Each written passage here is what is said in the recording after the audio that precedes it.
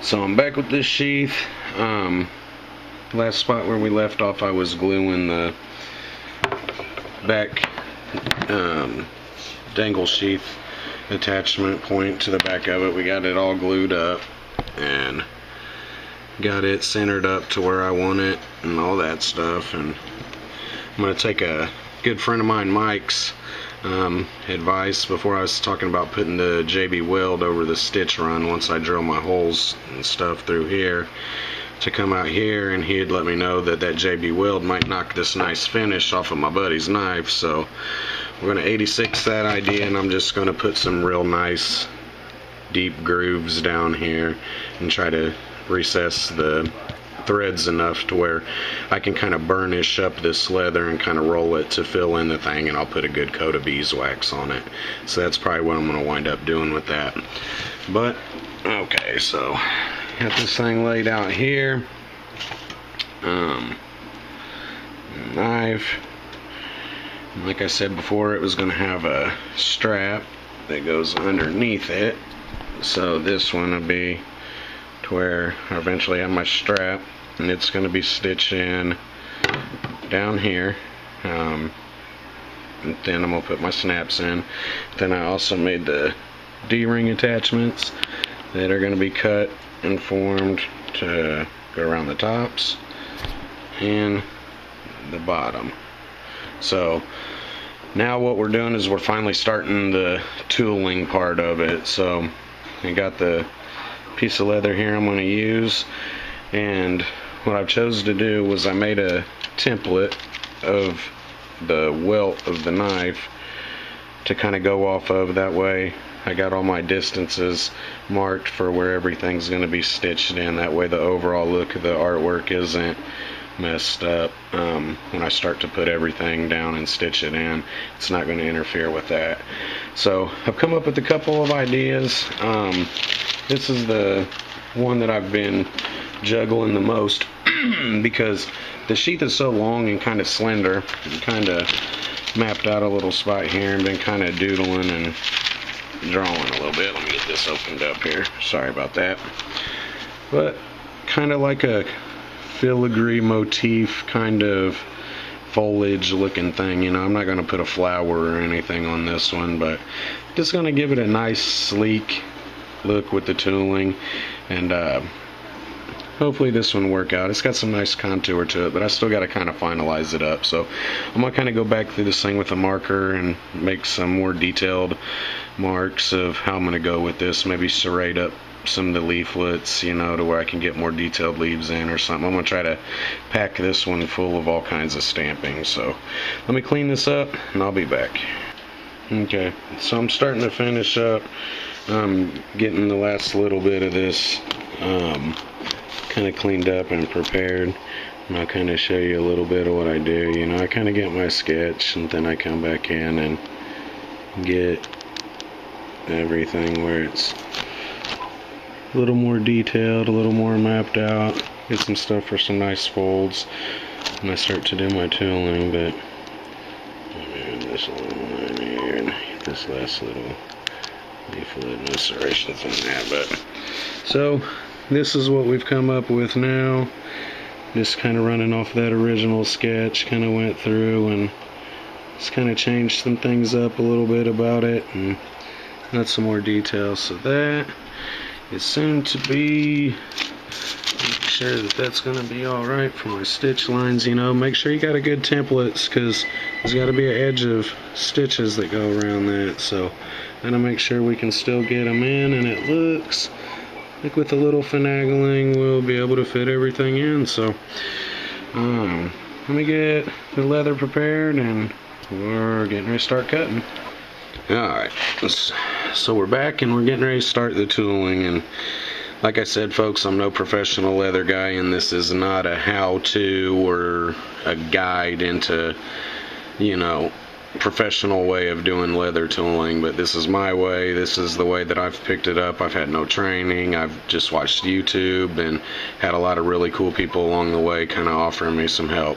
So the first step that we're going to do is, once we got our pattern, and this is just on regular tracing paper, it kind of has an extra glossy coating, but you know, there's better things to use like clear vellum or something like that. That way you don't risk, when you're tracing over this, once you dampen your leather and you let that soak and you apply your pattern, you know, since this is paper, it might cause a little problem with how hard you push, because obviously you don't want your pen to poke through the paper and mark up your leather. So when you're doing this, once the leather's wetted and you're tracing everything, just apply enough pressure, because you know, it doesn't take much to leave a mark in this. You know, I found a fingernail can scratch this and leave dents in it when, you know, it's wet. So let's go ahead and get this leather damped. And I'm not for sure if the water should be warm or cold or what have you, but I just have regular water. But most people, they do the whole piece of leather when they wet it, because it can affect, you know, if you don't, it can affect how the leather dyes and stuff like that goes. But I'm going with the antiquing finish on this, so I'm not as concerned. So I'm going to try to keep it to just the middle of the leather, really focusing on it. You know, you're going to see a little bit of overcast going out towards the edge, but trust me, it's not getting as good of a soak as the center of the leather's getting. And all I do is just give it a good, you know, good coat, let the moisture kind of die down. Maybe I'll put just a little bit more. I know that not letting it get too wet is a good idea. That way when it dries, it doesn't shrink up as much or have the edges of the leather roll up.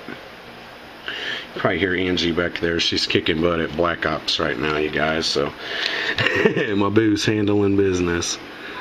So we're gonna get the pattern kind of laid out to where we kind of imagine where it's going. You know, I'm probably doing this a little quick to most professionals' likings, but I'm just trying to get this pattern on here. So here we go.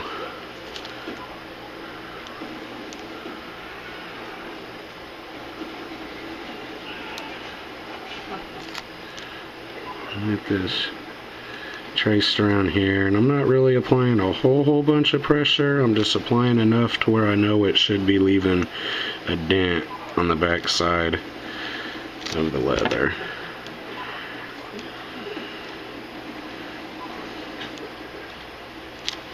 She's back there doing really good on her game. You guys can probably hear her giggling and laughing. That's because she's taking them down at her video game. But as you can see, I'm just kind of tracing around the design that I have, trying to make for sure that it doesn't move that much or get out of the design area too much.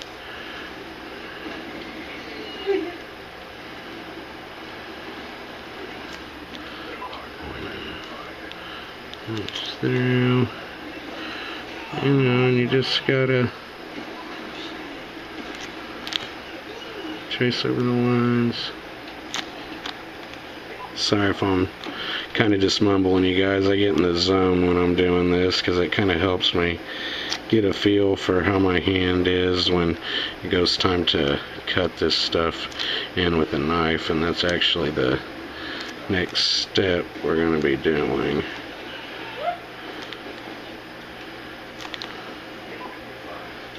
There's that.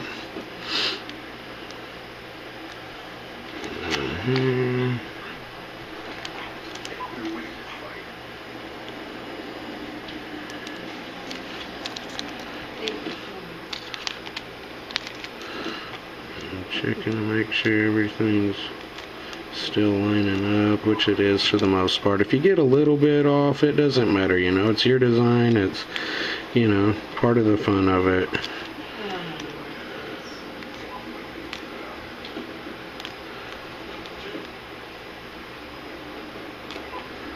Alright.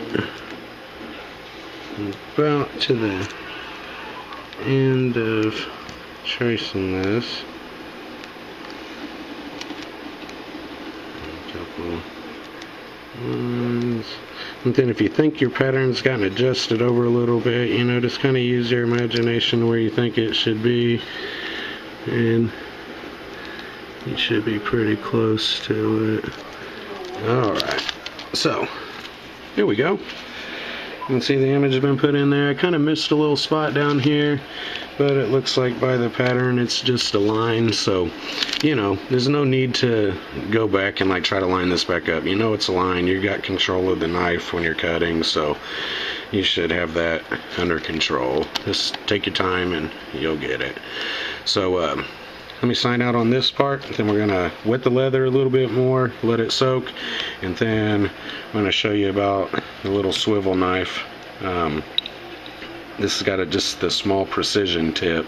There's a bigger tip that you can get. I'm not for sure of the measurement. It's the one that comes with the Tandy Leather Basic 7 kit. It's a little wider and it's flat along the blade edge. I love how it cuts the leather, but with that one I think it'd be too much because it's going to spread too much leather, and I kind of need this to hold some thickness, you know, and some of its oomph. You know, it is for a knife sheath, so although it's thick leather, you know, you want it to be as beefy as it can get. So what I'm going to do is wet this leather, and I'll be right back right before I start the cutting. So we're getting ready to wet this leather now. So I got my little cup, got my water. And like I said before, when I did the initial little bit of dampening of this to put my transfer on, you know, I'm still trying to focus along the center of the leather, more for where the pattern is. And there's not going to be any framing to this pattern, you know, it's kind of big. It's filling up the leather blank pretty good, so on this side we're getting a little close to the stitch line right there, but I believe with a little bit of patience I should be able to run one up there. Worst case scenario, with the threading touches up there, this is where I'm going to blend in for his nameplate. So unless you've seen this video, you would have never known it was not supposed to be that way. So it's mine. I can fix it however I want. So we're gonna wet this down.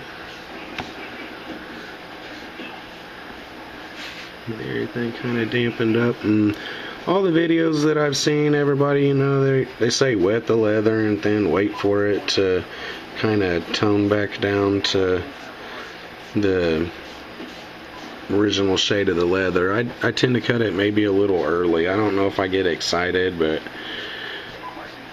what have you, but we'll set this on here for a second and, you know, give it just however long it takes me to put this stuff up, and it's kind of doing its thing, you know. I can tell it's already soaking in. You can probably tell from the video it's starting to tan back up. So like I said, I'm no professional. This is just how I run this knife. I hope you guys can see how I'm doing this in the video. I'm really trying to do this good for you guys, but let's see if I can move this over here a little bit. Well, let's just keep it here and I'll kind of lift up my hand. So we're going to start with the leaves, just kind of applying a little bit of pressure, just enough to cut down into the leather. And with this knife, it swivels on its axis, so that offers a little bit of control. And I found with cutting into the leather, you can be a little loose. Not all your points have to connect all the time as far as I'm concerned, because depending on what style of stamping tool you're going to be using, you know, it's going to contour out some edges or finish off some points for you. So just going to kind of cut through this and give you an idea how it goes. I don't know if I'm going to video this whole part because I can't stress enough how much time this stuff takes, y'all. I mean, I'm not trying to talk crap about the task at hand here at any, but, you know, everyone out there that does this or has tried it, no matter what grade of knowledge they are in what they're doing, you've got to admit, this stuff takes some time. You know, you don't want to rush it. You want to do a good job. So here's this leaf. I'm going to show you guys this, and then I'm going to go around just a tad bit more of the pattern. So here's this leaf, and all it's doing is just cutting it in. So we're going to do that, and periodically through this, as you're cutting, if the consistency of the leather doesn't feel like it's staying the same, you know, maybe it feels like it's getting a little dry because you didn't put enough water on it or whatever, you can always come back, you know, just kind of slow down for a minute, come back, wet it a little bit more, and then let it dry, and you're right back to business. So I'm gonna finish up this leaf, and then I'm gonna cut off, and then we'll come back when this step's done. So there's that. I'm cutting it in, and we're gonna do everything. So we'll be back. Okay, so I'm back now, and what I'm going to be doing is starting to do the tooling on this, and there's a lot of different ways you can do this. There's all sorts of different tips that you can get at your local leather craft store, Tandy, places like that online. You know, I'm not for sure what all these are called. I'm not for sure names, sizes, anything like that. I just kind of go to the store, and through trial and error of what I do, I kind of ask questions. But there's flat, smashers, angled, ones like this. This is the one that I do my edging with at first, and what that does is it puts a contoured edge along the design that just pulls. For me, what it does is it pulls all this away from the edge of my actual image. Then in turn I can work in detail in my leaves or my curls or whatever I'm doing at the time. And it also leaves for a nice edge that if I come back with like a backgrounding tool, I can smash it, and it smashes it flush, and it's not like you get lumpy, ugly edges. Everything's real smooth. So I'm not going to show a whole bunch of this. It probably not even any of it. It's pretty much works like this. You wet the leather, you take this tool, and you put it down in the edge of along where you've cut, and you take a good old rubber mallet and you give it a whack. So we just kind of stamp a little bit down in here. You know, there's guys on YouTube that send these things around their design 500 miles an hour, and frankly, I'm not that good. You know, I'm not as awesome as them guys yet, but I just one stamp at a time, and this is how I do this. So I just kind of go through, get it down, and then you can kind of pull yourself back, just kind of taking your time and kind of level everything out. So now that I've done this spot, you can kind of see what it does. Angles everything back away from your design to where your design's still raised up. That way you can come in and put tooling going the other way or however.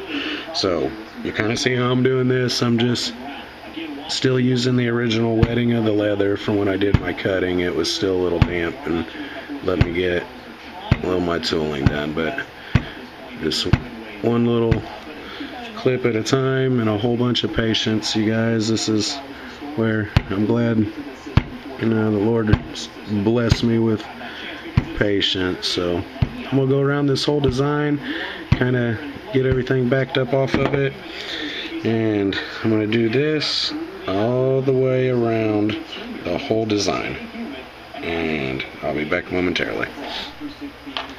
Just made it around the majority of the edges. Now, like I said, I was going to come back after this, and as you can see, I took this little edging tool with the little angle on it and set the angle down next to my cut mark, tapped it all the way around this.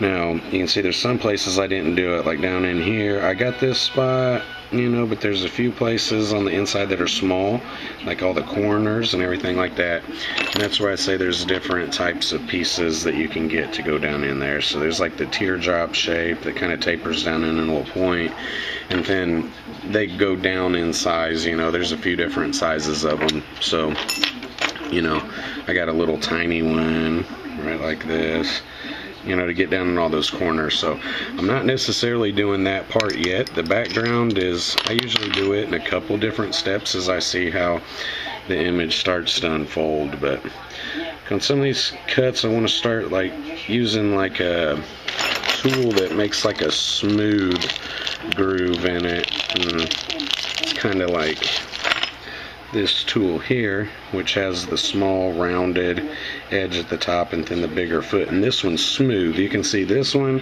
left like little tiny pits and texture to it. Well, this one's smooth. So what I can do with this is start with the little toe end and pound around in radiuses, and what that's is going to do is that's going to push the leather down smoothly to give it like the rippled effect like a leaf. So let me kind of look through these bits real quick so I can kind of remember what ones I got. The one that I have in my hand is my favorite one. So what I'm going to do is I'm going to wet the leather up a little bit more with just a damp paper towel here, kind of give a little bit a coat, and then I'm going to show you how I do like the starting stages of how this works. And like I said, I'm no professional at doing this. There's probably easier ways and all that stuff. I appreciate any advice that anyone could give me, but for now this is just kind of me winging this and doing it, you know, the way that I do it. So like I said, I'm going to start with this one since it's the most visible in view of the camera. And I'm going to kind of put a couple ripples in there that's just going to kind of set the tone for a little more dimension in the leather. So like I said, just kind of push this down at a little bit of an angle, and you're just going to give it some taps, and you can kind of twist it with your finger to get it to kind of go out. So if we look at this, you can see it just put a nice groove in that, and it gives us a little bit more dimension in there. Another little part, and it starts to look like that. I know right now it isn't pretty, but I promise as these projects develop out, you'll start seeing that it's, I'm not going to say it's not as hard to figure out where you're going with it once you get a feel for it and you start using some of the different tools. So I hope I'm explaining this good. I'm going to do a little bit more of what I just did throughout the leather in some spots that I feel that needs it, and then we'll go to a little bit of another bit that I use. We're back now, and as you can kind of see in the video, doesn't look like much now, man. It's just, like I said, this rounded teardrop shaped one that's smooth. You just kind of go along and give yourself some contoured marks with it, and I always use mine little end first, holding it at an angle, and kind of just, you know, tap it around and kind of twist it with your fingers and smooth it. You know, a lot of people like to make sure everything's super precise, but you know, this is going to be something kind of resembling something from nature, so a little bit of texture, a little bit of that quality of it being hand done is what I leave, you know. Sometimes less is more, in my opinion. So I've done a few spots, got some stuff going as far as depth in this design. Now what I'm going to do is I'm going to take another edging tool that's similar to the one that I started with, but the main difference in this one is it's real squared off on the end. It's flat. So what I'm going to do with this is, instead of going away from the design, now I'm going to start coming into the design and isolating the strokes with the edging tool, and now I'm going to start pushing the design into itself with nice light taps, just to kind of get each little piece starting to go. So you can kind of see how I'm bringing that out now and pushing the edge of it over to where it's starting to make each piece contoured. You know, each little one of these arrow shaped sections is going to be rounded up to the top via using the squared one. So just take your time and start working all your little edges and go around until everything's, turn it around the other way, make sure everything's nice and clean. So there's a lot of these lines on this one, so I'll be back momentarily after we're done with that. Alright, I'm back now after using that secondary squared off edging tool. And I've now gone through the whole pattern and started to push things up towards itself to give it a more rounded look. How I said before that I do the backgrounding in different sections and segments, you know, kind of different timing as I'm going through the project. Now is when I'm going to start coming in with a backgrounding tool and starting to mash down some bigger sections down in here, getting some of the pieces that are supposed to be not raised, leveled out, and start to bring the design up towards you just a little bit more than it just being flat like this. And it's going to start to bring out the design more. So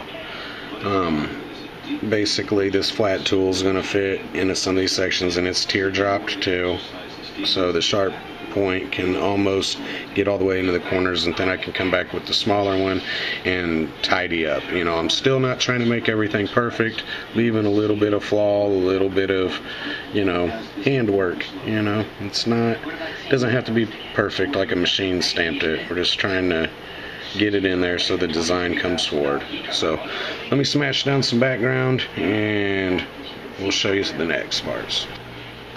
Alright, we're back after I was using the backgrounding tool. I was using two different types, and basically what I used the flat ones with the teardrop shape for was smashing down sections of the pattern that need to be behind the pattern, just to get some things flattened out. And as well, I took it and then I used it as an edging tool to come back off of the original angle that was developed with that small edging tool that I started out with. Using that same angle, I just tapped at an angle and made these little decorative like shapes just to kind of pick up a little bit of stain, because I'm going to be using blockouts and stuff like that. You'll find out later on what all that stuff is, but I'm just going to get a layer of shades and tones out of my stains, and everything kind of fits the pattern. All the little directions that I put follow with the rolls, so it keeps the eyes moving all the way down to the end. So there's that part, you guys. There's going to be more to come with this project. It's getting a little late now, man. I've been working on this, and the neighbors probably aren't trying to listen to this good old rubber mallet pounding all night. So I appreciate you guys watching, man. I really hope that this is developing into something that you're getting a kick out of. Leave me a message, comment, subscribe, so let a brother know what you think. YouTube, love you guys, and once again, do something fun today.